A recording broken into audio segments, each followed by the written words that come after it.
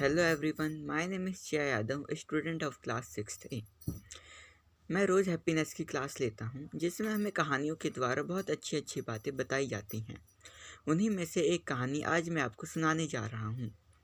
तो कहानी का नाम है पतंग की डोर। एक दिन मंजीत अपने पिता के साथ छत पर पतंग उड़ाना सीख रहा था। मंजीत के पिता ने पतंग को थोड़ी ऊंचाई देकर मंजीत के हाथों में उसकी डोर दे दी। थोड़ी ही देर में पतंग ऊंचा उड़ने लगती है। यह देखकर मंजीत अपने पिता से पूछता है कि क्या ऐसा नहीं लगता कि यह पतंग और ऊंचा उड़ना चाहती है, पर हमारे हाथों में जो इसकी डोर है इसकी वजह से ये और ऊंचा नहीं उड़ पा रही। क्यों ना हम इस डोर को काट दें। यह सुनकर मंजीत के पिता ने डोर को काट दिया। फिर फिर पतंग ऊंचा उड़ने लगती है। यह देखकर मंजीत खुश हो जाता है, पर थोड़ी ही देर में पतंग धीरे धीरे नीचे गिर जाती है।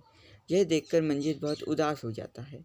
तभी तभी मंजीत के पिता आते हैं और वह कहते हैं कि ये तो मैं पहले से ही जानता था कि पतंग की डोर को काटने से पतंग नीचे गिर जाएगी। मंजीत हैरानी से पूछता है कि अगर आपको पहले से ही पता था तो आपने मेरे कहने पर पतंग को क्यों काट दिया। मंजीत के पिता कहते हैं कि मैं तुम्हें इससे कुछ सीख देना चाहता था। मंजीत पूछता है कि क्या हमें इससे क्या सीख मिलती है पिताजी। मंजीत के पिता ने कहा, जब पतंग की डोर पतंग से जुड़ी हुई थी तब वह एक सही दिशा में उड़ रही थी, पर जैसे ही पतंग की डोर पतंग से अलग हुई वह नीचे आ गिरी। ठीक इसी प्रकार हमारे जीवन में हमारे परिवारों और संबंधों की डोर हमें एक सही दिशा दिखाती है।